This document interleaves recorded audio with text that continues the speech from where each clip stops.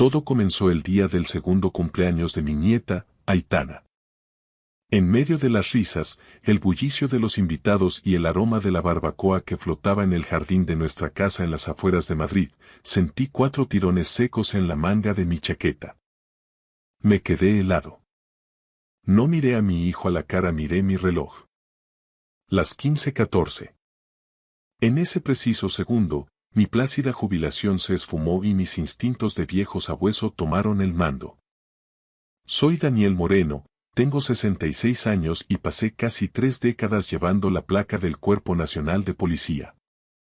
Pensé que ya había visto todas las máscaras que un monstruo puede usar, pero ese código era nuestra señal secreta, una que no usábamos desde hacía 20 años. Mi hijo, Hugo Moreno, tiene ahora 32 años y trabaja como delineante. Es un hombre noble, pero arrastra el peso de errores del pasado que lo hacen demasiado propenso a creer en las segundas oportunidades. Estaba junto a mí, cerca de la mesa de los regalos, rodeado del caos infantil y los gritos de alegría. Me dio otro tirón, brusco, insistente, con la mirada clavada en el centro del jardín. Miré hacia donde él señalaba y me di cuenta de que la fiesta no era solo una celebración familiar. Era un evento de contactos meticulosamente orquestado. Junto a la parrilla estaba Lucía, la mujer de Hugo desde hace 3 años. Tiene 34 y se presenta como experta en inversiones exclusivas, de esas que siempre parecen favorecer a la casa. Lucía estaba en su salsa, rodeada de nuestros vecinos más pudientes, los García y los de la Riva. Tenía una postura perfecta y una sonrisa tan brillante como el verdejo de rueda que relucía en su copa. Yo tomé un sorbo de mi propia bebida, sintiendo que el final afrutado no hacía nada para calmar la súbita vibración en mis entrañas. Cuando pasas 30 años cazando lobos, empiezas a oler el hierro en su sangre antes de que abran la boca. Vi a Lucía señalar un folleto brillante sobre la mesa de la terraza. Su voz, lo suficientemente alta para que yo la oyera sobre las risas de los niños, hablaba de una ventana de entrada limitada. Una frase que, en mi mundo de la Brigada de Delincuencia Económica, suele preceder a un esquilado financiero a gran escala. Me acerqué, con mi mente analítica catalogando la escena con la fría precisión de un investigador de la policía científica. Lucía notó mi presencia y ni siquiera parpadeó. Al contrario, ladeó la cabeza y me invitó al círculo con un gesto elegante, manejando los tiempos con una frialdad impropia de una reunión familiar. Entonces soltó la palabra que me erizó la piel. Miró al señor García a los ojos y describió el fondo cantábrico como un vehículo de capital sin fricciones.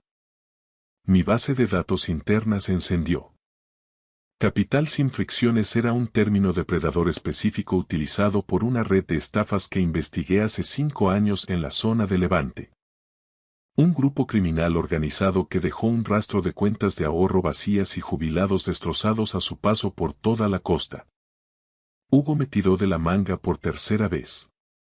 Tenía la cara pálida bajo el sol de mayo, un contraste violento con la alegría impostada de los demás invitados. Me di cuenta de que mi hijo no estaba solo nervioso, estaba aterrorizado, como un hombre que ve acercarse el abismo. El calor de la tarde madrileña de repente me pareció el bochorno de una lámpara de interrogatorio en las dependencias de Canillas. Me enderecé, sintiendo de nuevo el peso de la autoridad sobre mis hombros mientras fijaba mi mirada en la mujer con la que mi hijo se había casado. Ella me sonrió, una expresión dura como un diamante, y comprendí que yo no era solo el suegro en una fiesta de cumpleaños. Era una pieza más en su tablero, un objetivo que ella ya estaba midiendo con precisión quirúrgica para el golpe final. Ella no estaba allí para celebrar la vida de Aitana, estaba allí para liquidar la nuestra. Hugo no dijo ni una palabra, pero la fuerza con la que me agarraba el brazo, una presión sorda y constante, era suficiente para hacerme castañar los dientes. Dejé que me guiara lejos de las risas forzadas y el tintineo de los cubiertos contra la porcelana hacia la parte trasera de la parcela, cerca de la valla de brezo donde el olor a tierra húmeda y el aislamiento de los cipreses nos proporcionaba un mínimo de privacidad necesaria. Cuando llegamos a la sombra espesa, me dio el cuarto tirón. Una sacudida rítmica, seca y desesperada que activó mi adrenalina de inspector al instante. No mires atrás, papá, murmuró con la voz tensa, quebrada por un peso físico que parecía hundirle los hombros. Solo camina conmigo, como si estuviéramos comentando el estado del césped. Me detuve en seco y me giré hacia él, bajando la voz a esa frecuencia grave y profesional que usaba en mi etapa de servicio cuando se rompía un perímetro de seguridad. Lo he sentido, Hugo. Estoy aquí. Habla ya. Él tragó saliva con una dificultad visible, su nuez de Adán moviéndose espasmódicamente. Sus pupilas estaban tan dilatadas por el pánico que casi ocultaban por completo el azul de sus ojos, dándole una mirada vidriosa y extraña. Papá. Ya ha movido un cheque, susurró las palabras, que salieron atropelladas, casi ininteligibles. Un cheque de preasignación de nuestra cuenta conjunta en la sucursal de la calle Serrano. Ni siquiera esperó a mi firma final ni al aviso al móvil. Se lo ha llevado todo. El aire en mis pulmones se convirtió en plomo frío, un peso muerto en el pecho. Mi mente, normalmente una fortaleza de análisis tranquilo y metódico, de repente sintió que el ruido estático de la fiesta se desvanecía en una frecuencia única, punzante y peligrosa. ¿Cuántos padres pasan 20 años construyendo un puente de confianza, ladrillo a ladrillo, solo para ver cómo un extraño le prende fuego con una sonrisa ensayada y una copa de vino caro? La traición no era solo un agujero financiero, era una violación total del santuario de seguridad que yo había intentado construir para él desde que era un niño. Mi memoria, activada por el trauma del momento, me llevó de golpe a una cena de Navidad en 1999. Hugo tenía apenas 7 años y estaba atrapado en un rincón por mi hermano, el tío Vicente, un hombre capaz de aburrir a las piedras con las complejidades del alcantarillado municipal de Madrid hasta que se ponía el sol. Hugo tenía entonces los mismos ojos vidriosos de ahora. En aquel momento inventé el código. 3 tirones en la manga significaban que la puerta de salida estaba abierta y yo iba a rescatarlo. No habíamos tenido que usarlo desde que empezó la universidad. Y aquí estaba de nuevo, vibrando en mi antebrazo como una bengala de socorro lanzada desde un barco que se hunde en mitad de la noche. Es peor que el dinero, papá, continuó Hugo con un susurro que cortaba el aire como una cuchilla. Ha estado manipulando a Aitana. Le está enseñando a una niña de apenas 2 años a repetir frases memorizadas sobre el crecimiento de inversiones y la solvencia del Fondo Cantábrico cada vez que está a solas contigo. Está usando a su propia hija, a mi hija, como un caballo de Troya para ablandarte y que bajes la guardia. El sabor de la adrenalina metálica inundó mi boca, amargo y familiar. Miré hacia la casa y vi la silueta elegante de Lucía recortada a través del ventanal, observando el jardín con la calma de un general tras la batalla. Ya no estaba esperando a que yo diera mi aprobación, ya había ejecutado el movimiento. Papá, dijo Hugo, soltando finalmente mi brazo, que quedó marcado por la presión de sus dedos. Ya ha empezado la transferencia telemática. Hay un tipo específico de silencio denso que sigue a la comisión de un crimen, un zumbido pesado en los oídos que solo quienes hemos llevado la placa durante décadas logramos reconocer. Cuando los últimos invitados finalmente se marcharon y la puerta del jardín se cerró tras ellos, ese silencio se instaló en el salón de mi casa como un sudario gris. Hugo se había ido con Lucía, manteniendo una máscara de compostura artificial que no me engañó ni un solo segundo, a pesar de sus esfuerzos por parecer el marido abnegado. Me quedé solo en la cocina, donde el olor dulce del pastel de cumpleaños de Aitana se mezclaba de forma nauseabunda con el aroma químico del detergente, mientras el lavavajillas empezaba su zumbido rítmico de fondo. Mi esposa, Elena, que como directora de instituto jubilada era capaz de detectar la mentira más elaborada de un alumno a kilómetros de distancia, ya observaba la escena con una quietud gélida que reflejaba la mía. No necesitó preguntarme que me había confesado Hugo junto a la valla de cipreses. Ella ya lo había descifrado por su cuenta. Daniel, dijo con voz baja y firme mientras apilaba los platos con una precisión mecánica. Tú también lo has visto en sus ojos, ¿verdad? Esa mirada de Lucía cuando los vecinos mencionaron sus fondos de inversión y ahorros. No era interés social, ni cortesía. Era un inventario de activos. Asentí en silencio. La camisa de lino me pesaba ahora como si estuviera hecha de plomo fundido. Ha usado nuestra señal de emergencia, Elena. Está aterrorizado, se siente acorralado en su propia casa. Dice que ella ya ha iniciado una transferencia masiva de su cuenta común sin su permiso expreso ni su firma. Elena se detuvo en seco con un plato de porcelana en la mano, mirándome fijamente. A mí me ha revelado algo todavía más inquietante mientras recogíamos la mesa de los regalos. Hugo encontró una aplicación de grabadora de voz activa y oculta en el teléfono de Lucía hoy mismo, justo antes de empezar la comida. La había dejado estratégicamente boca abajo cerca de donde estábamos sentados todos. Lucía no ha venido hoy a unirse a la celebración de nuestra familia, ha venido a documentarnos para saber exactamente cuánto puede morder. El matrimonio debería ser una sociedad basada en la confianza absoluta, pero cuando esa confianza se convierte en un arma arrojadiza, es un veneno de acción lenta que termina matando el corazón mucho antes de que la víctima sienta el primer pinchazo de la aguja. A medianoche, la casa estaba sumida en una oscuridad densa, pero el sueño era un fantasma que no podía atrapar por mucho que cerrara los ojos. A las 23:47, mi teléfono vibró sobre la mesilla con una insistencia metálica. Era un mensaje de Hugo. No puedo esperar al fin de semana. Iré mañana a las 7. Por favor, no se lo digas a Lucía. Me retiré a mi despacho, un refugio que aún conservaba el aroma a papel viejo y el tacto del metal frío del escritorio que me acompañó durante 3 décadas en la jefatura. La luz azul de la pantalla del ordenador me pareció una hoja afilada cortando la penumbra mientras entraba en mi sistema de seguridad doméstica.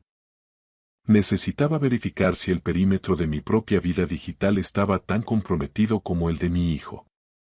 Mis dedos se movieron sobre el teclado con una memoria muscular que no ejercitaba en años.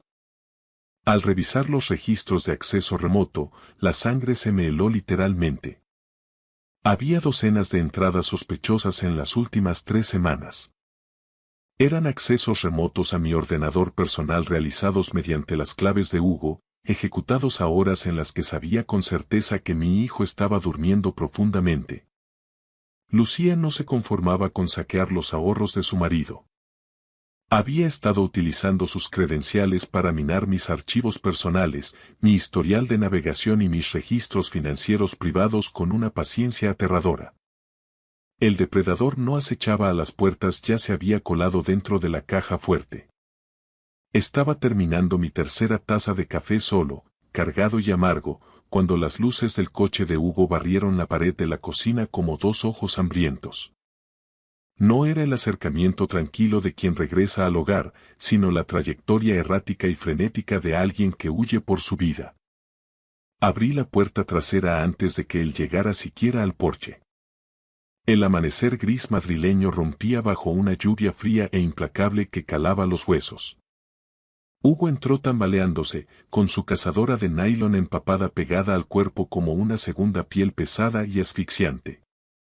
Parecía no haber pegado ojo en una semana, lucía unas ojeras oscuras y profundas, y sus manos vibraban con un temblor incontrolable que intentaba ocultar en los bolsillos.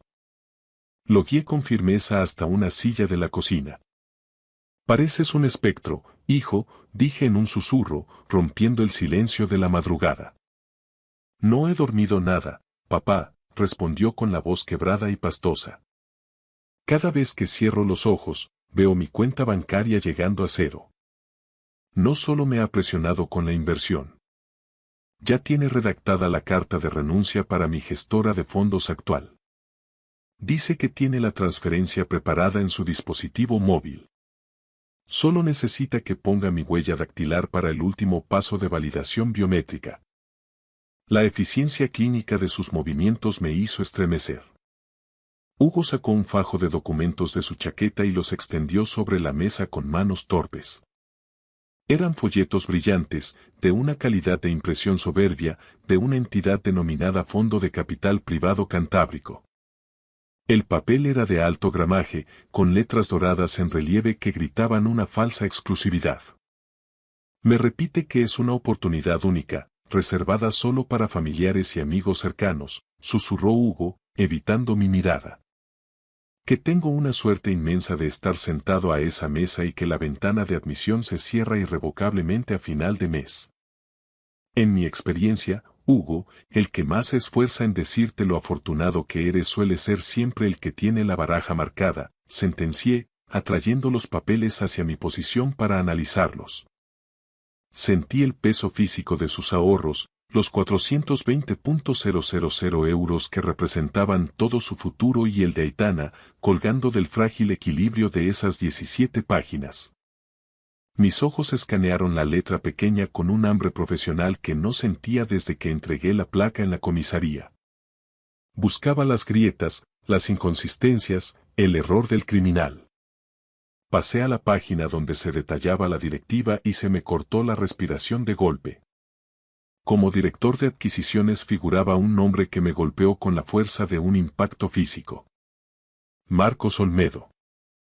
Me quedé mirando fijamente esas letras, sintiendo como el pasado regresaba para morderme.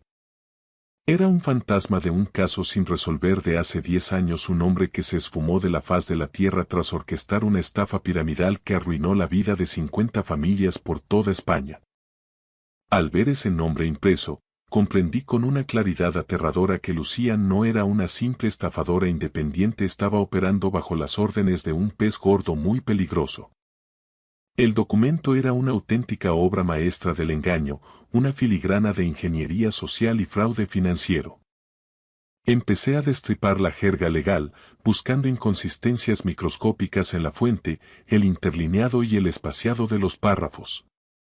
Bonita letra, Lucía, mascullé para mis adentros, sintiendo una punzada de desprecio profesional. Era una lástima que el número de registro de la Comisión Nacional del Mercado de Valores, CNMV, que figuraba en el pie de página perteneciera, en realidad, a una sociedad fantasma disuelta tras el estallido de la burbuja inmobiliaria. Escondida en la espesura de la letra pequeña del contrato, en la cláusula 14.4, encontré un detalle que me hizo saltar el pulso. No se limitaba a solicitar una inversión de capital, otorgaba al fondo un poder notarial total y absoluto sobre el patrimonio global del inversor en caso de una supuesta volatilidad excepcional del mercado. Era, a efectos prácticos, un cheque en blanco firmado para la aniquilación financiera total y el embargo de bienes sin pasar por el juzgado. Me puse a investigar la sede física del pomposo Fondo Cantábrico. Afirmaban con orgullo tener una oficina de prestigio en el Paseo de la Castellana, en pleno corazón financiero de Madrid. Entré en una base de datos de investigadores privados que mantengo activa desde mis tiempos en la UDEF y crucé el número de despacho con los registros catastrales. Mi labio se curvó con una satisfacción fría y amarga. La dirección de lujo no era más que un servicio de reenvío de correo de 40 euros al mes, un simple buzón digital encajonado entre una tintorería de barrio y una agencia de viajes que llevaba cerrada desde la pandemia. Ningún fondo que gestiona activos multimillonarios opera desde un centro de coworking de bajo coste en un entresuelo. Pero lo que me detuvo el corazón de golpe fue un detalle técnico en el anexo de la última página. El documento había sido meticulosamente personalizado con una lista detallada de activos colaterales. No se limitaba a mencionar las cuentas de ahorro de Hugo en el BBVA. Enumeraba con precisión el valor tasado de mi propia casa en las afueras y, lo que es más inquietante, incluía el inventario completo de mi colección privada de monedas antiguas de la época de los Austries. Detalles íntimos que Hugo jamás le había mencionado a Lucía por pura discreción familiar. Ella había estado haciendo un inventario exhaustivo de mi vida, habitación por habitación, a través de esa puerta digital que encontré abierta la noche anterior en mi ordenador. En la línea de firma, casi imperceptible, vi un tenue sello digital con un logotipo estilizado y minimalista. No pertenecía a ninguna institución financiera regulada en Europa. Reconocí de inmediato el logo personal de una red internacional de falsificadores especializada en el robo de identidad de alto valor y el blanqueo de capitales. No cometí el error de coger el teléfono fijo de casa. Saqué un móvil de prepago, un terminal limpio que guardaba por precaución en el fondo falso de mi vieja caja de puros habanos. Marqué un número que tenía grabado a fuego en la memoria desde hacía años. ¿Daniel? Preguntó una voz femenina al otro lado, teñida de sorpresa. No sabía nada de ti desde mi propia fiesta de jubilación en el complejo de Canillas. Era Michelle Torres, la mejor investigadora de delitos tecnológicos que tuve bajo mi mando durante 6 años. Una mujer con la paciencia infinita de un francotirador y el instinto de un sabueso. Michelle, necesito una inmersión profunda y urgente. Tengo un lobo instalado en el salón de mi casa y está empezando a enseñar los colmillos. Le hablé de Lucía, del fondo cantábrico y del sello del logo digital. Se produjo un silencio tenso de 3 segundos, solo roto por el sonido de su respiración al otro lado de la línea. Esa marca no es solo una firma estética, Daniel, dijo ella, bajando el tono de voz hasta casi un susurro. La hemos detectado en 3 casos activos de fraude bancario este mismo trimestre. La inteligencia policial sugiere que pertenece a un falsificador de élite vinculado a una organización criminal muy seria que opera desde el este de Europa. Le facilité el nombre completo y el número de DNI que había copiado de la última declaración de la renta de mi hijo. Lucía Vargas. Michelle empezó a teclear frenéticamente, el repiqueteo de las teclas llegaba nítido a través del auricular. De repente, el tecleo cesó y se hizo ese silencio profesional que solo significa una cosa.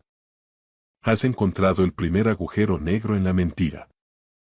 Daniel, escucha esto con atención porque es fuerte.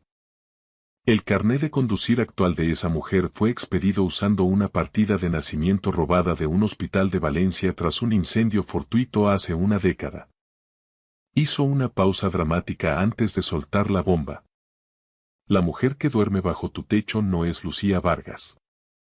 Acabo de cruzar los datos con el registro civil y he sacado el acta de defunción de la base de datos nacional. La verdadera Lucía Vargas falleció en un accidente de tráfico en la Nacional B en el año 2014. Mi corazón martilleó con violencia contra mis costillas, como si quisiera escapar del pecho. No estaba lidiando con una nuera ambiciosa o una estafadora de poca monta. Estaba conviviendo, cenando y compartiendo a mi nieta con un fantasma profesional que había usurpado la vida de una muerta.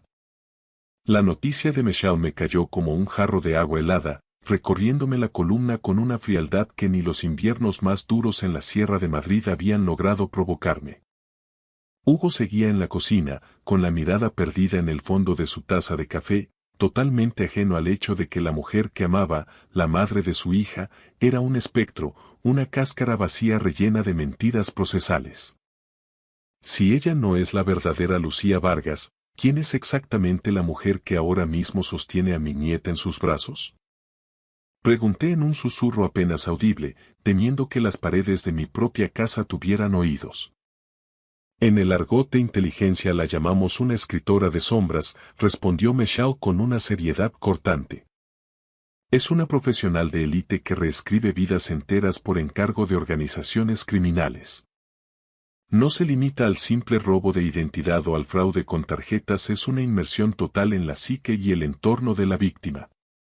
Borran el pasado de alguien y lo sustituyen por una narrativa perfectamente legal en apariencia. La náusea que sentí fue visceral, un nudo en el estómago que me recordaba a mis peores días en la científica. Cada momento íntimo de mi hijo, cada confidencia sobre sus miedos, cada plan de futuro compartido, estaba construido sobre restos óseos de una mujer muerta y falsificaciones de alto nivel. Michelle pasó a otro archivo digital y el sonido de las teclas al otro lado me devolvió a la realidad. Me habló de Eugenio Martínez, un veterano de 71 años de la zona de Chamberí, un hombre disciplinado y de hábitos fijos, que había sido captado sistemáticamente por una firma de gestión de patrimonios donde esta mujer trabajó bajo otra identidad. Ella se convirtió en su apoyo emocional tras enviudar, y luego, con la precisión de un cirujano, le presentó la famosa ventana de entrada limitada para una inversión exclusiva. Eugenio no perdió sus 95.000 euros por un golpe de mala suerte en el mercado, los perdió ante una consultora que se acordaba de su cumpleaños y le enviaba flores en el aniversario de su esposa. Daniel, acabo de cruzar los testimonios del caso Martínez. Eugenio no fue una víctima aislada. Hay una lista de hijos de jubilados con posiciones económicas desahogadas a los que esa firma seguía de cerca mediante ingeniería social. Y tu hijo, Hugo, era el siguiente objetivo prioritario en su agenda de captación. Saber que mi propio hijo era solo un nombre más, un código de barras en la agenda de un depredador, me sumió en una furia clínica, esa rabia fría que te permite pensar con más claridad. Colgué a Michelle y llamé de inmediato a Esteban Gallego, un contable forense que pasó media vida en la agencia tributaria persiguiendo el rastro del dinero sucio. Daniel, he analizado el borrador que me has pasado. Esto no es un documento de inversión legítimo, es una nota de suicidio para cualquier cuenta bancaria, me soltó Esteban sin preámbulos. El supuesto fondo cantábrico es un espejo técnico de un fondo real que opera en Bilbao. Un inversor despistado verá informes de rentabilidad positivos en Google y nunca se percatará de que el número de cuenta de destino en su contrato particular lleva directamente a un agujero negro digital. ¿De cuánto tiempo disponemos antes de que el daño sea irreversible, Esteban? Pregunté, apretando el auricular. Tienes 72 horas, como mucho. Es el tiempo estándar que tardan en atomizar el trabajo de toda una vida y convertirlo en una serie de ceros imposibles de rastrear en un servidor alojado en las Islas Caimán o en Seychelles. Esteban continuó rastreando los metadatos del último correo que Lucía le había enviado a Hugo, buscando el origen de la infección. Daniel, hay un detalle que debes saber. Este documento de transferencia se envió desde una dirección IP interna, generada dentro de tu propia casa, exactamente a las 3:15 de la madrugada de ayer. Sentí el hielo correr de nuevo por mis venas. Lucía había estado sentada tranquilamente en mi cuarto de invitados, bajo mi propio techo, utilizando mi propia conexión Wi-Fi para tejer la red que destruiría financieramente a mi hijo mientras yo dormía a escasos 6 metros de distancia. La audacia de la maniobra era insultante. En ese momento, la puerta de mi despacho se abrió lentamente con un chirrido que me puso en alerta. Hugo estaba allí, de pie en el umbral, con el rostro blanco como el papel y los ojos desencajados. Papá, susurró con una voz tan temblorosa que apenas parecía la suya. Lucía me acaba de llamar. Me ha pedido las claves de acceso definitivas y el código de verificación por SMS. Dice que la ventana de oportunidad se cierra irrevocablemente esta misma noche. Dice que si no autorizo el movimiento ahora mismo, lo perderemos todo y habremos tirado el futuro de Aitana a la basura. Hugo parecía a punto de desmoronarse por completo, con la mirada perdida y la respiración errática. No esperé a que el miedo terminara de paralizarlo, reaccioné con la presteza de un operativo en activo. Cogí mi chaqueta, agarré a mi hijo por el hombro y lo obligué a salir hacia el coche. En pocos minutos estábamos atravesando el tráfico de la M30 de camino a su piso en el centro de Madrid. Mi mente ya no funcionaba como la de un padre preocupado, sino como la de un inspector jefe escaneando las 4 paredes del objetivo buscando la trampa, el micrófono o la cámara oculta. Al entrar en su salón, el ambiente estaba cargado, la ansiedad se mascaba en el aire, densa y eléctrica. El espacio doméstico, que antes recordaba a un hogar cálido, había sido sutilmente reorganizado como una oficina de captación. Montones de revistas financieras de dudosa procedencia sobre la mesa de centro y un tablón de oportunidades lleno de gráficos ascendentes que prometían rentabilidades imposibles. Obligué a Hugo a sentarse en el sofá y a poner su móvil boca abajo sobre la madera. El terminal no dejaba de vibrar, iluminándose con ráfagas de mensajes de WhatsApp de Lucía que entraban uno tras otro. Suelta el maldito teléfono, Hugo, ordené usando ese tono de autoridad que hacía callar a las salas de interrogatorio en Canillas. Ahora mismo, para mí, no eres un delineante ni mi hijo. Eres un testigo principal en una investigación criminal de alto nivel. Ella insiste en que si no autorizo el movimiento antes de que cierre el mercado, perderemos la fianza de la casa, el fondo de estudios que abrimos para Aitana. Lo perderemos todo, papá, susurró él, escondiendo sus manos temblorosas bajo los muslos para que yo no viera el alcance de su quiebre emocional. Me arrodillé frente a él, acortando la distancia física, y le obligué a mirarme directamente a los ojos. 30 años de servicio me habían enseñado que cuando el miedo es así de paralizante, siempre hay un ancla oscura en el fondo. Y entonces Hugo se rompió. Entre sollozos contenidos, admitió la verdad que lo mantenía rehén. Lucía no solo había tenido la suerte de encontrar los registros de un antiguo incidente que Hugo tuvo hace años, un positivo en un control de alcoholemia que derivó en un altercado con la autoridad del que se arrepentía profundamente, ella los había cosechado y manipulado. Me amenazó directamente, papá. Me dijo que si no firmaba la transferencia al Fondo Cantábrico, enviaría de forma anónima las grabaciones del altercado a mi empresa y, lo que es peor, al juzgado de familia. Juró que me arruinaría la carrera y que usaría mis antecedentes para quitarme la custodia compartida de Aitana por mi supuesta inestabilidad. Sentí una furia dentada, caliente y peligrosa, subiendo por mi garganta. Esa mujer no solo era una estafadora, era una extorsionadora profesional que no dudaba en usar a una niña de 2 años como moneda de cambio. Había ido tan lejos como para pagar a Marcos Olmedo para sobornar a quien hiciera falta en los archivos municipales y conseguir material sin editar, probablemente manipulado para que pareciera mucho más grave de lo que fue. Ella no encontró esos registros por casualidad, Hugo, dije con una voz de hierro que no admitía réplica. Ella fabricó una jaula a tu medida, barrote por barrote, desde el día en que te conoció. Todo ha sido una operación de demolición controlada. Hugo miró el reloj de pared con auténtico pánico. Las agujas avanzaban implacables. Ella vendrá hoy mismo a las 12, papá. Trae a un notario con ella para formalizar los papeles de liquidación de activos y el poder general. Me dijo que es un antiguo amigo de su familia, alguien de absoluta confianza que lleva todos sus asuntos legales personales. Lo llamó por su nombre. Marcos. La sangre se me volvió a helar en las venas, pero esta vez fue un frío lúcido. El pez gordo, el estafador que llevaba una década escapando de la justicia española, ya no tiraba de los hilos desde las sombras de un paraíso fiscal, venía directamente a nuestra puerta para rematar la faena. El cazador acababa de entrar en mi campo de visión. Regresé a mi casa el martes por la noche con los nervios a flor de piel. Había dejado a Hugo bajo la protección de Elena en un lugar seguro. Una casa de campo de unos amigos en la Sierra de Guadarrama, donde el perímetro estaba despejado y el silencio era absoluto. Entré en mi despacho y el aire se sentía pesado, cargado de una electricidad estática que me erizaba el vello de los brazos. Tecleé con dedos mecánicos el código de la caja fuerte oculta tras la hilera de tomos de derecho penal.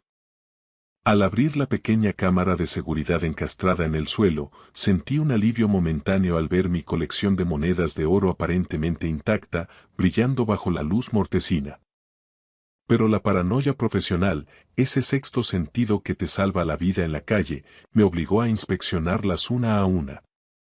Cogí un doblón de A8 de 1907, la pieza más valiosa de mi colección y la verdadera joya de mi jubilación, y al sopesarla sentí una ligereza enfermiza y artificial en la palma de mi mano.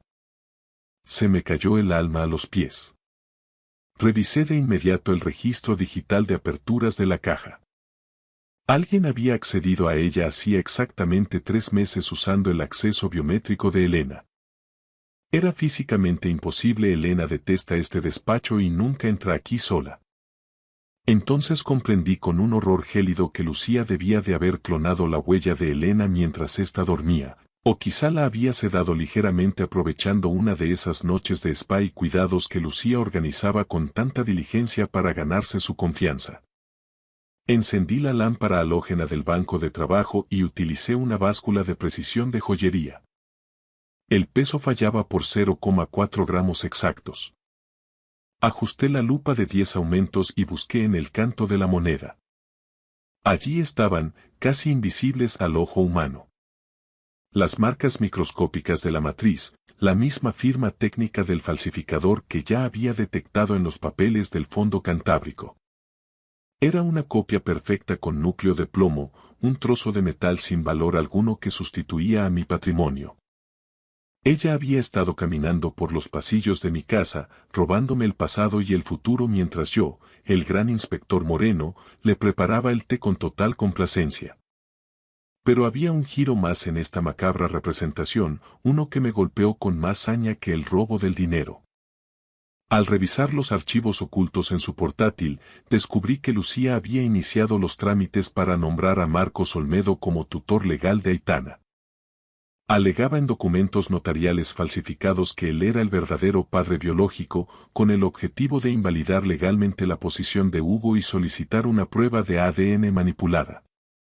Era un ataque táctico de tierra quemada para borrar el linaje Moreno por completo de la faz de la tierra. En el salón de mi casa, transformé la mesa del comedor en un centro de operaciones tácticas improvisado. Cientos de fotos, grabaciones de seguridad y vídeos domésticos de Aitana estaban extendidos como fragmentos de un espejo roto que intentábamos recomponer. Elena repasaba los registros médicos originales de la niña con una concentración feroz. Hugo ha asistido al 100% de las citas pediátricas y revisiones en el centro de salud mientras Lucía supuestamente viajaba por negocios a Londres o Ginebra, dijo Elena con voz firme y cargada de indignación. Cada décima de fiebre, cada primer paso en el parque, cada pesadilla nocturna. Todo ha sido gestionado exclusivamente por Hugo. Lucía es una completa extraña en el historial de su propia hija. No solo estamos intentando probar que él es un padre ejemplar, Elena, respondí, sintiendo cómo se cerraba la trampa en mi mente. Estamos construyendo el caso para demostrar que ella nunca ejerció como madre, que solo fue una gestora de activos humanos. Al hurgar en los falsos diarios de salud que Lucía guardaba para justificar sus ausencias, encontré algo que me heló la sangre. Había estado fingiendo sistemáticamente que Aitana padecía alergias severas a los frutos secos y a los lácteos durante más de un año. Usaba estas mentiras médicas como un arma psicológica para restringir los movimientos de Hugo, obligándolo a quedarse en casa bajo su control y logrando así aislarlo de su círculo social más cercano bajo la excusa del peligro vital para la niña. El amor de una madre suele ser un santuario infranqueable para Lucía, la maternidad no era más que un frío y calculado libro de contabilidad. A las 11 de la mañana del viernes, el operativo se desplegó con una precisión quirúrgica que me devolvió por un instante a mis mejores años de servicio. No fue el UDEV, como ella quizás esperaba en sus delirios de grandeza criminal, sino mis antiguos compañeros de la UDEV, Unidad de Delincuencia Económica y Fiscal, y agentes del grupo de atracos quienes irrumpieron en el piso. Lucía, atrapada en mitad de un gesto de fingida sorpresa, no podía dar crédito a que el banco hubiera bloqueado la transferencia masiva de fondos en el último segundo gracias a la alerta roja de riesgo de fraude emitida por Esteban y mis contactos en la central. Intentó una huida desesperada, una maniobra final hacia un aeródromo privado en las afueras, donde la esperaba un vuelo privado ya posicionado en pista. El plan era perfecto. Un escape relámpago pagado mediante una compleja triangulación de cuentas puente en paraísos fiscales por una identidad falsa llamada Diana Soler. Pero el lazo de la justicia española ya se había cerrado sobre su cuello mucho antes de que pudiera salir del garaje. Meses después, el aire viciado de los juzgados de Plaza de Castilla se sentía extrañamente purificador. Estábamos en la sala de vistas, bajo la luz fría de los fluorescentes. La jueza, cuya mirada severa se suavizó visiblemente al revisar el exhaustivo informe que Elena y yo habíamos preparado sobre el cuidado real de la niña, dictó sentencia con una voz que resonó en el silencio absoluto de la sala. Señor Moreno, la ley finalmente reconoce de manera inequívoca lo que usted ha demostrado con hechos desde el primer día. Usted es el único padre de Aitana en toda la extensión de la palabra. Los derechos parentales y la tutela de un menor no son, ni serán jamás, un arma arrojadiza al servicio de los depredadores financieros ni de los estafadores de identidades. Vi a Hugo inclinar la cabeza, con los hombros sacudiéndose en una catarsis de lágrimas contenidas durante años. Mantuve mi mano firme sobre su hombro, sintiendo como el peso del miedo finalmente se disolvía. Lucía, o la mujer que decía serlo, fue sacada de la sala con las esposas puestas y la cabeza alta, manteniendo esa arrogancia aristocrática hasta el final. Al pasar a mi lado, escoltada por 2 agentes, se inclinó ligeramente y siseó con una voz cargada de un veneno que me heló la sangre. ¿De verdad crees que has ganado esta partida, Daniel? Tu hermano Vicente no fue solo un tonto útil al que manipulé para entrar en vuestra mesa.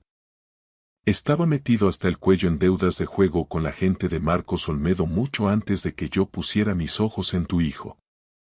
Él los vendió a todos, pieza por pieza, solo para limpiar su propia cuenta de sangre. Fue tu propia sangre la que nos abrió la puerta del jardín. La vi marcharse, desapareciendo por el pasillo de los juzgados, pero mis ojos no se quedaron en ella. Se clavaron en un hombre sentado en la última fila del fondo de la sala, casi oculto en la penumbra.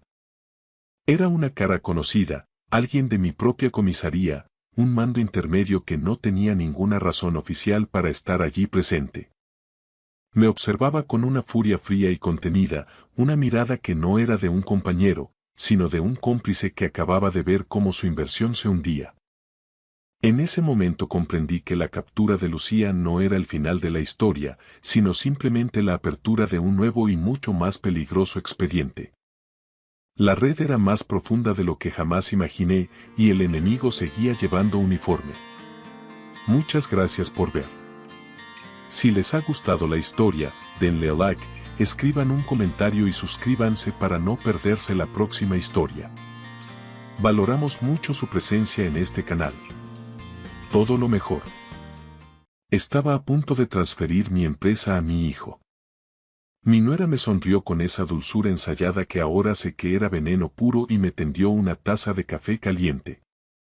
Mi nombre es Vicente Calderón, y a mis 67 años, apenas un par de años más joven de lo que marca mi documento de identidad, pensaba que ya lo había visto todo en el mundo de los negocios en Madrid. Me equivocaba. La traición más amarga no me esperaba en un consejo de administración, sino en mi propia casa de La Moraleja, disfrazada de reunión familiar un martes por la mañana. Había levantado Calderón Promociones S.A. desde la nada, convirtiéndola en un imperio inmobiliario valorado en 20 millones de euros. Aquel chalet de piedra en las afueras de la capital había sido mi refugio y el de Leonor durante 30 años. Ella se había ido hace ya una década, pero algunas mañanas todavía esperaba encontrarla en la cocina, discutiendo sobre el precio del aceite o el tiempo en la sierra. Marcos, nuestro único hijo, llevaba 5 años trabajando en la empresa. No era un lince para los negocios, pero era de mi sangre, y en España eso siempre ha pesado más que un máster en el IE. Aquella mañana, Carmen, nuestra asistenta desde hacía 20 años, ya había preparado el café. Carmen era silenciosa y eficiente, pero ese día algo no encajaba. Sus manos temblaban mientras colocaba el servicio de porcelana y sus ojos no paraban de mirar hacia la ventana, buscando algo que no estaba allí. ¿Todo bien, Carmen? Le pregunté. Sí, don Vicente, respondió ella.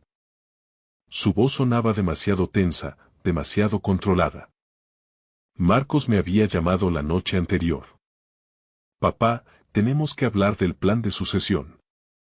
Ya es hora.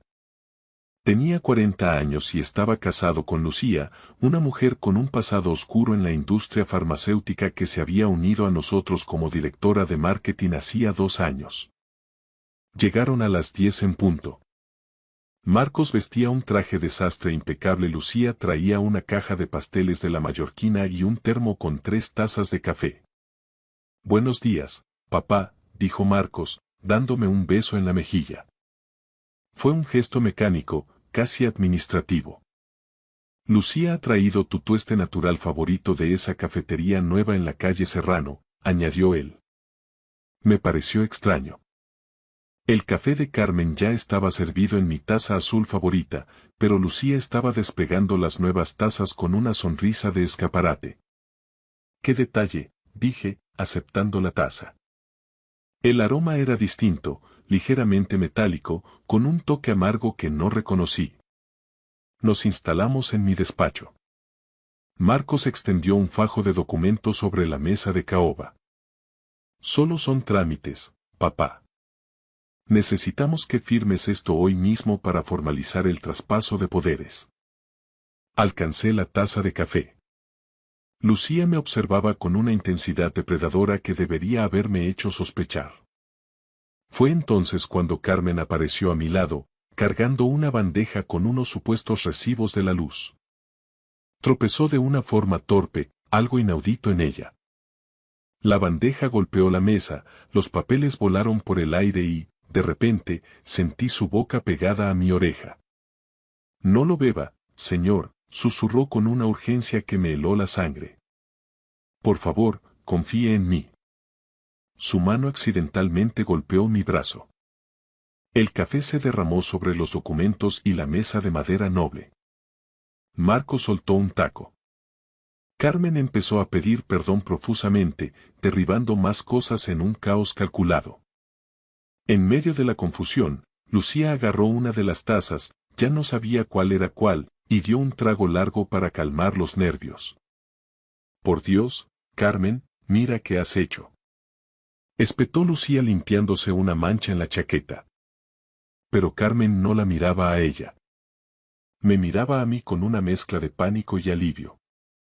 5 minutos de limpieza después, Marco seguía irritado por los documentos arruinados. Entonces, Lucía se puso pálida. Sucedió muy rápido. Un momento estaba quejándose de la tintorería y al siguiente se tambaleaba en la silla. Me siento rara, cariño, murmuró. Marco se acercó a ella. ¿Qué pasa? ¿Te has mareado? Todo me da vueltas. Intentó levantarse, pero sus piernas cedieron.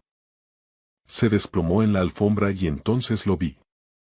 El temblor en sus manos, el sudor frío en su frente y sus pupilas reducidas a la mínima expresión, como cabezas de alfiler. Llamad al 112. Grité. Marcos ya tenía el móvil en la mano, pero su voz sonaba extrañamente ensayada mientras hablaba con emergencias. Sí, mi mujer. Se ha desmayado. El cuerpo de Lucía se puso rígido, arqueándose en una convulsión violenta mientras la taza que sostenía se hacía añicos contra el suelo. Carmen se movió rápido, poniéndola de lado para que no se asfixiara. Yo me quedé de rodillas junto a ellas, intentando procesar lo que estaba viendo. ¿Una intoxicación alimentaria? ¿Un ictus? Pero la advertencia de Carmen seguía retumbando en mi cabeza como una campana de iglesia. No lo beba. Confíe en mí. Ese café era el que me correspondía a mí. El que Lucía había bebido por error. La ambulancia del SAMUR llegó a los 6 minutos. Los paramédicos trabajaron con la precisión de un reloj suizo mientras subían a Lucía a la camilla. Me quedé observando la cara de Marcos cuando creía que nadie lo miraba. He pasado 40 años aprendiendo a leer a la gente para construir mi empresa, y lo que vino fue miedo por su mujer moribunda. Fue puro cálculo. El Hospital de la Paz, en el norte de Madrid, estaba a apenas unos kilómetros de casa. Las puertas automáticas de urgencia se abrieron con un siseo metálico y llevaron a Lucía directamente a un box de críticos. Apareció una doctora, de unos 40 y tantos años, con el pelo oscuro recogido en una coleta tirante. Su placa decía, DRA. Elena Martín, Medicina de Urgencias. ¿Qué ha pasado?, preguntó con voz firme. Marcos empezó a hablar atropelladamente. Estábamos tomando café. Colapso. Convulsiones. Era bueno en esto. 42 años a su lado y nunca me había dado cuenta de lo gran actor que era mi hijo. ¿Alguna alergia conocida? La doctora Martín examinaba la forma inerte de Lucía. Ninguna, respondió Marcos. Tiene las pupilas muy contraídas. El ritmo cardíaco es errático, comentó ella hacia una enfermera. Haced un cribado toxicológico completo, hemograma, panel químico y añadid niveles de arsénico. Ahora. ¿Arsénico? La sorpresa de Marcos sonó genuina. Estaba cubriendo sus huellas. Pero la expresión de la doctora me indicó que ella ya sospechaba algo. Se giró hacia mí. Usted estaba allí, señor Calderón. Sí, estábamos en mi despacho. Mi asistenta derramó el café, hubo confusión. Lucía bebió de una de las tazas. ¿Qué taza era la destinada a usted, señor? La pregunta me golpeó como un puñetazo. No lo sé. Todo pasó muy rápido. Voy a pedir análisis de sangre para usted también. Si ese café era para usted. No terminó la frase. Un agente del Cuerpo Nacional de Policía llegó mientras me extraían sangre. El oficial Rodríguez.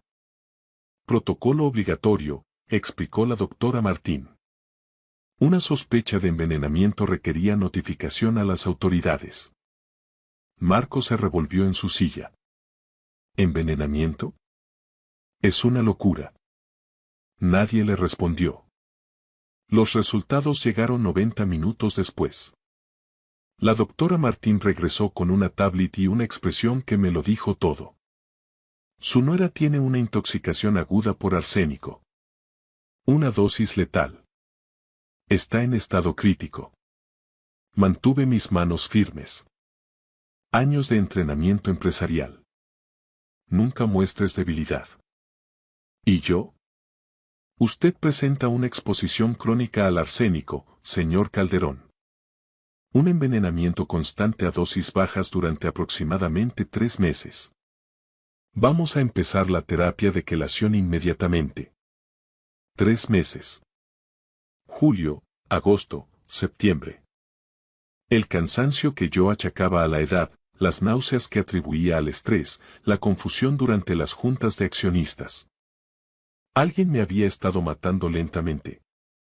Y hoy debía ser el día en que finalmente funcionara. ¿Quién tiene acceso a sus comidas y bebidas? Preguntó la doctora. Mi hijo, su mujer. Mi asistenta. El inspector querrá hablar con todos ellos. A través de la ventana de la sala de consultas, podía ver a Marcos en el pasillo. Tenía el móvil fuera, los dedos moviéndose rápido por la pantalla, escribiendo a alguien, destruyendo pruebas. Quizá yo le había enseñado todo sobre negocios, como leer un balance, negociar un contrato, detectar debilidades, pero también le había enseñado, sin querer, a ocultar lo que realmente sentía, a actuar. Él levantó la vista. Nuestros ojos se encontraron a través del cristal. Por un segundo, su máscara resbaló. No vi culpa, ni miedo. Solo ese mismo cálculo frío, como si estuviera resolviendo un problema técnico, planeando su siguiente movimiento. Mi hijo, el niño que yo había criado, el hombre para el que había construido un legado.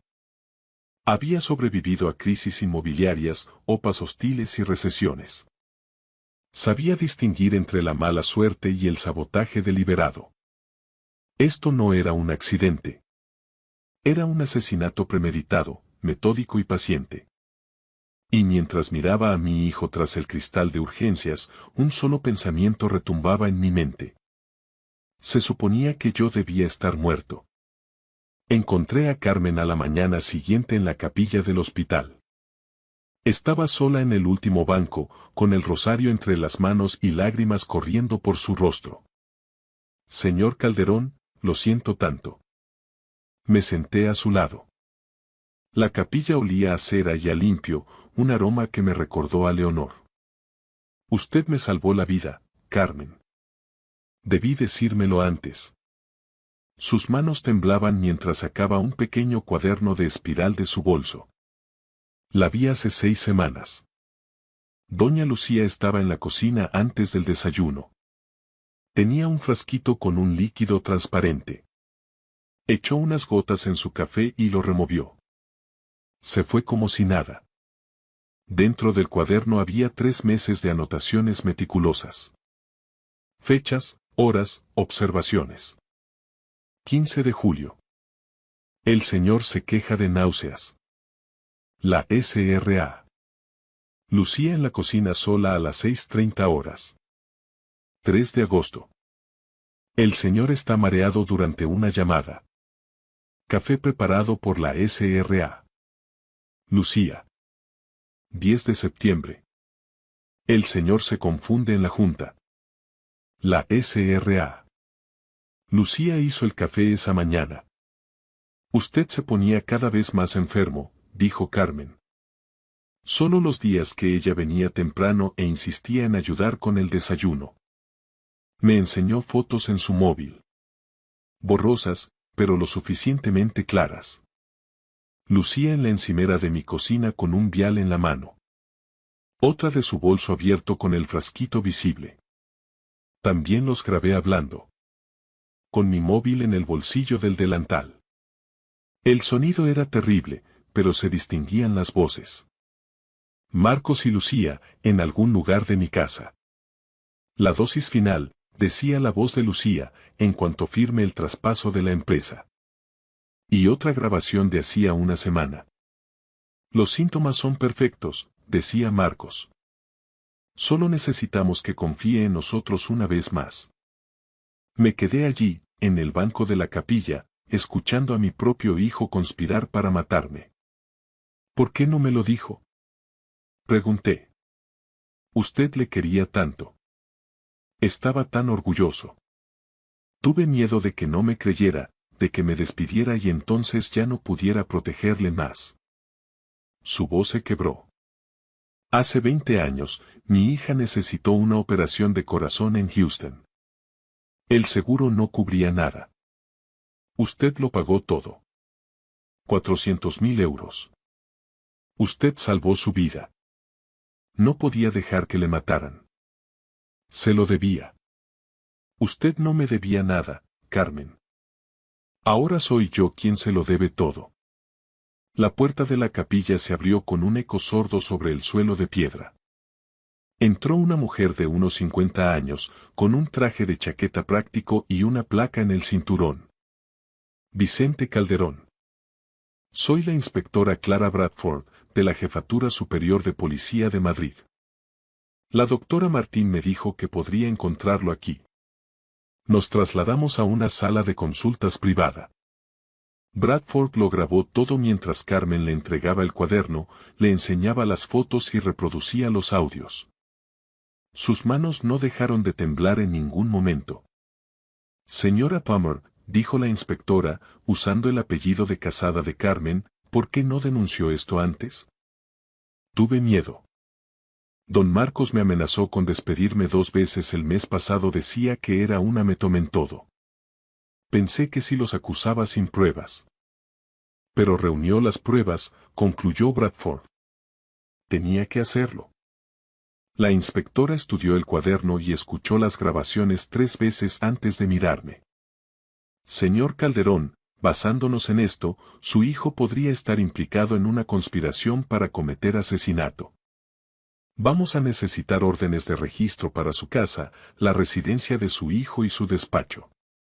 Hizo una pausa. ¿Hay algo más que no nos haya contado? Pensé en las cámaras. Aquellas que había instalado 3 semanas atrás, cuando mi instinto de viejo tiburón de los negocios me gritó que algo olía a podrido. Las cámaras que lo habían captado todo. Todavía no, dije. Bradford entornó los ojos, sabía que me guardaba algo, pero no presionó. Esa misma tarde, tomé una decisión. Volvimos a reunirnos y esta vez no me callé nada. Instalé cámaras de seguridad ocultas hace 3 semanas, confesé. La pluma de la inspectora se detuvo en mitad de una nota. ¿Usted qué?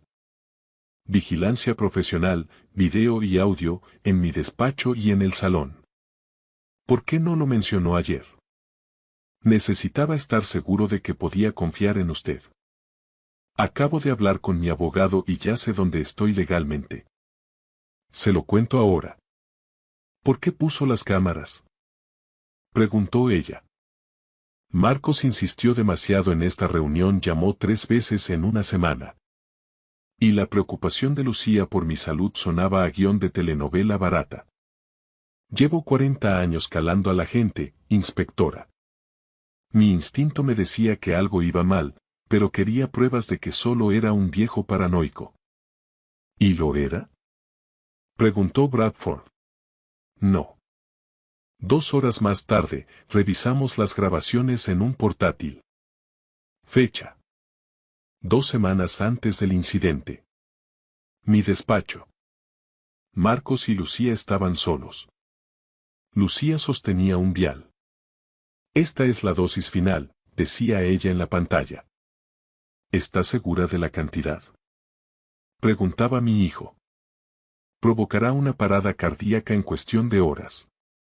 Para cuando alguien quiera buscar arsénico, será demasiado tarde y no dejará rastro. El arsénico imita perfectamente un fallo cardíaco. El forense verá exactamente lo que nosotros queramos. Ella sonrió, fría y clínica. Una vez que firme el traspaso de la empresa esa mañana, lo hacemos. Entonces será todo nuestro. Los 20 millones de la empresa más los seguros. Vimos más metraje. Días enteros de planificación, cálculos de dosis, coartadas.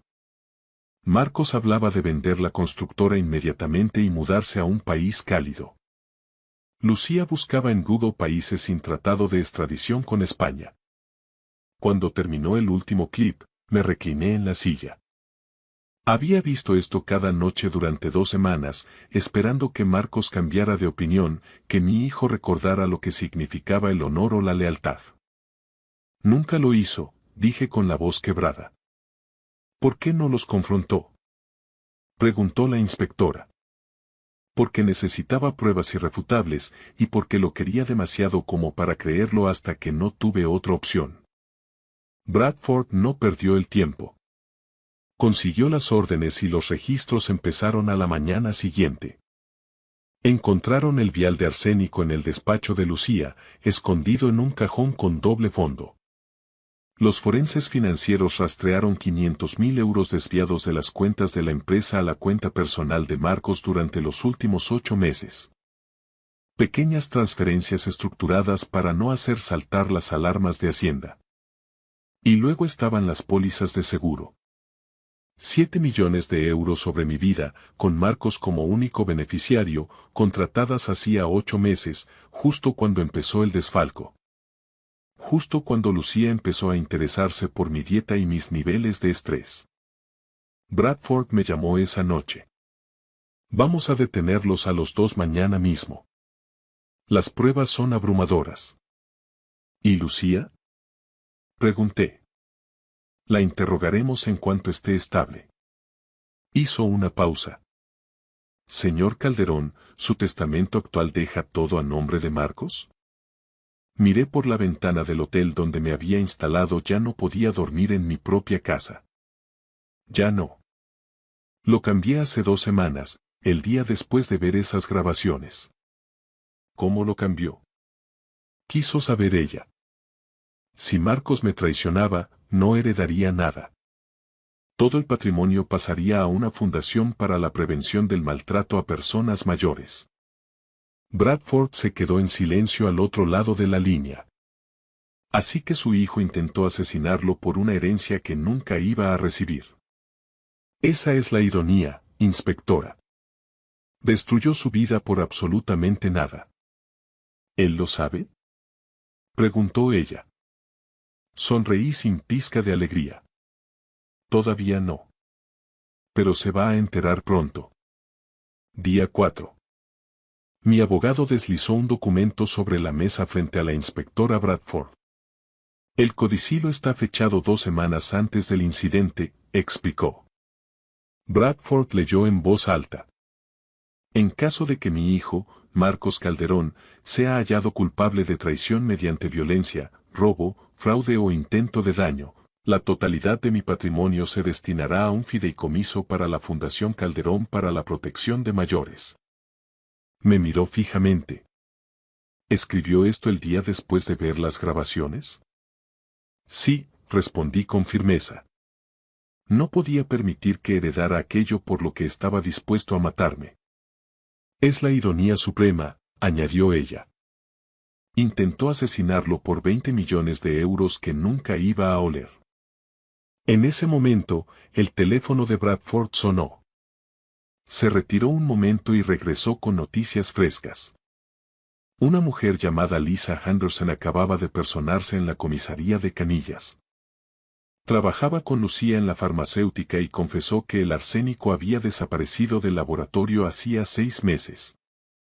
Según Lisa, Lucía le hacía preguntas extrañas sobre cuánto tiempo permanecía el arsénico en sangre y si un fallo cardíaco podía enmascarar el veneno. Las cámaras de seguridad de la empresa confirmaban que Lucía entró en la zona de acceso restringido el 15 de marzo y salió con los bolsillos de su bata sospechosamente llenos. Esto demuestra la premeditación, sentenció Bradford. 6 meses de planificación. El arresto de Marcos se produjo 2 semanas después, a las 6 de la mañana. Pidió verme, pero no dije una palabra. Lucía ya había sido trasladada de la unidad de agudos a la cárcel de Soto del Real. Ambos fueron acusados de conspiración para el asesinato, intento de homicidio, malversación y robo de sustancias controladas. Se les denegó la libertad bajo fianza. 6 meses después, caminé por los pasillos de la Audiencia Provincial de Madrid. La sala estaba abarrotada de periodistas y curiosos atraídos por el titular. El hijo que envenenó a su padre por millones. Marcos estaba sentado en el banquillo con un traje que yo mismo le había comprado las navidades pasadas. Cuando me vio, intentó fingir remordimiento, pero yo ya conocía su verdadera cara gracias a las grabaciones. Todos en pie, anunció el alguacil. La magistrada Patricia Morrison presidió la sesión. La fiscal, una mujer implacable llamada Raquel Thornton, empezó a desgranar los cargos. El envenenamiento sistemático, el desfalco, el fraude a los seguros. Pensé en el tiempo que mi hijo pasó planeando mi muerte. 8 meses de cálculos mientras me sonreía cada mañana en el desayuno. Todo para un legado que ya no le pertenecía. Mi verdadero legado ahora sería asegurar que otros padres no sufrieran lo mismo. En el tercer día del juicio, la sala se quedó a oscuras. Thornton reprodujo el video de mi despacho. La voz de Marcos llenó el silencio. No puedo esperar a que el viejo desaparezca.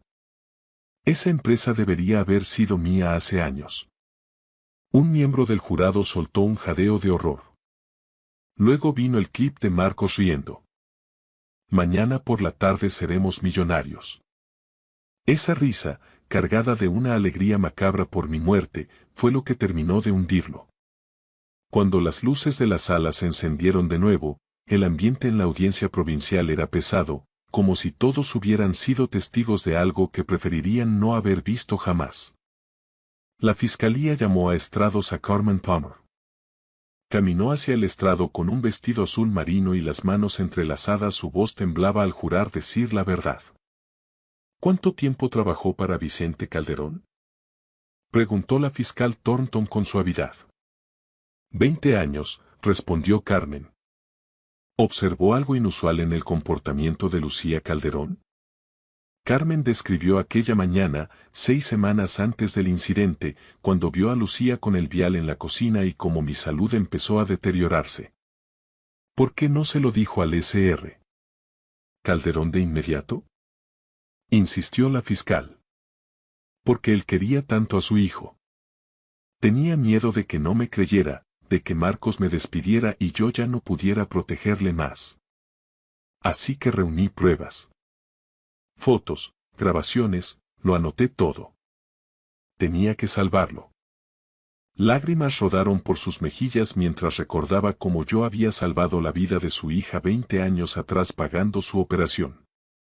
La sala estalló en un aplauso espontáneo que la magistrada Morrison tuvo que aplacar. Marcos levantó la vista y miró a Carmen con un odio visceral. Después testificó Lisa Henderson sobre el robo del arsénico y los peritos financieros confirmaron el desvío de los 500.000 euros y la póliza de 7 millones. Cada pieza encajaba en un plan sistemático de 8 años de desfalco y meses de envenenamiento. Cuando llegó mi turno, caminé hacia el estrado sintiendo cada uno de mis 67 años. Mi nombre es Vicente Calderón y Marcos es mi único hijo. Mi voz se mantuvo firme por el entrenamiento empresarial, pero mis manos no dejaban de temblar. Lo crié para valorar el honor y la lealtad familiar, dije, mirando a Marcos, que mantenía la vista fija en la mesa. El veneno no fue lo peor. Lo peor fue verle sonreírme cada día mientras planeaba mi asesinato. Desayunar con él, discutir de negocios, creer que construíamos algo juntos cuando él me estaba matando lenta y deliberadamente. Instalé esas cámaras esperando estar equivocado, rezando para que mi hijo eligiera el amor sobre el dinero. Tragué saliva con dificultad y miré a mi hijo directamente a los ojos. Él eligió el dinero cada vez. Marcos, no solo intentaste matar mi cuerpo, mataste al padre que te amaba. Ese hombre murió en el momento en que vi esas grabaciones y nunca va a volver. El jurado deliberó durante 6 horas. Cuando regresaron, sus rostros lo decían todo. Culpables de conspiración para el asesinato en primer grado, culpables de intento de homicidio, culpables de malversación. La sentencia de la jueza Morrison fue final. Cadena perpetua sin posibilidad de libertad condicional. Mientras le ponían las esposas y lo sacaban de la sala, Marcos me miró una última vez. Busqué remordimiento o dolor, pero solo vi rabia. No era culpa por lo que había hecho, sino furia porque su plan había fallado. Mi hijo se había ido mucho antes de que Carmen derramara aquella taza de café. Ha pasado 1 año desde que se dictó la sentencia en la audiencia provincial. Hoy, el aire de Madrid se siente distinto, más puro. Ya no vivo en el chalet de La Moraleja, aquel lugar guardaba demasiados fantasmas y el eco de una traición que casi me cuesta la vida. Ahora vivo en un ático cerca del Retiro, donde el ruido de la ciudad me recuerda que sigo vivo y que cada segundo es un regalo. Mi empresa, Calderón Promociones S.A., ya no es el centro de mi existencia. He delegado la gestión en un consejo de administración profesional, pero he dedicado la mayor parte de mi fortuna y mi tiempo a la Fundación Calderón. En estos 12 meses, hemos ayudado a más de 300 personas mayores en España que sufrían abusos financieros o maltratos por parte de sus propios familiares. Lo que empezó como una tragedia personal se ha convertido en un escudo para los más vulnerables. Carmen sigue a mi lado, aunque ya no como empleada. Es la directora honoraria de la Fundación. Hace poco, su labor fue reconocida a nivel nacional, incluso salió en los informativos como un ejemplo de integridad y valentía. Sin ella, yo sería hoy una entrada en el registro civil y una esquela en el periódico. Ella no solo salvó mi vida, sino que me devolvió la fe en la lealtad, esa que no se hereda por la sangre, sino que se construye con los años y los actos. Marcos me escribe cartas desde Soto del Real. Me llegan sobres con el sello de la institución penitenciaria cada mes. No he abierto ni uno solo. No hay nada que él pueda decir en papel que borre lo que vi en aquellas grabaciones. Algunos me llaman rencoroso, pero yo lo llamo supervivencia. He aprendido que la familia no es un derecho de nacimiento, sino un privilegio que se gana día a día. A mis 67 años, me doy cuenta de que pasé gran parte de mi vida creyendo que el éxito eran los números en una cuenta corriente o los metros cuadrados de un edificio. Estaba equivocado. El éxito es despertarse por la mañana y saber que las personas que te rodean no están contando los minutos para que dejes de respirar. Esta es mi historia, la historia de un hombre que tuvo que estar a punto de morir para aprender a vivir de verdad. Si comparto esto, no es por morbo, sino como una advertencia. No ignores las señales. No permitas que el amor ciego te impida ver la codicia. Y, sobre todo, recuerda que la verdadera lealtad vale más que cualquier imperio inmobiliario. A veces, cuando tomo mi café por la mañana, siempre preparado por mí mismo o en un lugar de confianza, miro el horizonte de Madrid y doy gracias. Gracias a Dios, a la justicia y, sobre todo, a Carmen. La vida me dio una segunda oportunidad y pienso aprovecharla ayudando a quienes, como yo, alguna vez estuvieron ciegos ante el veneno en su propia casa. Gracias por escuchar mi historia hasta el final. Si resonó contigo, dale like, escribe en los comentarios qué fue lo que más te tocó y no olvides decir de dónde eres. Suscríbete al canal, vienen muchas más historias.